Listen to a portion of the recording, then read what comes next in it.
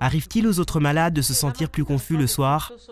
Finalement, le matin tout va bien, alors que le soir on n'arrive plus à rien faire. Oui, il s'agit d'un phénomène très fréquent, nommé syndrome du coucher de soleil. Les anglo-saxons l'appellent le sundowing. Il est dû essentiellement à deux facteurs. D'abord, à la fatigue mentale. Tout sujet sain au niveau cognitif accuse une certaine fatigue mentale le soir après une journée de travail.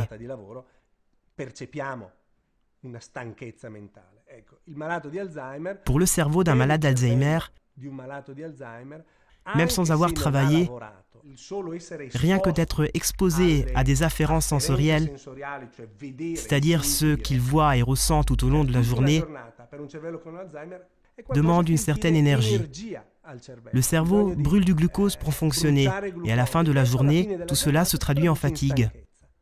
Nous sommes tous moins lucides après une journée de travail. De même, le malade d'Alzheimer.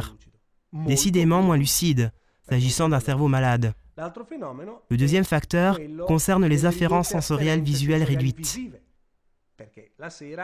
Le soir, il y a moins de lumière. Nous voyons moins nettement que pendant la journée ce qui nous entoure. Et cela contribue à accroître la confusion. Le cerveau perçoit moins clairement ce qui l'entoure.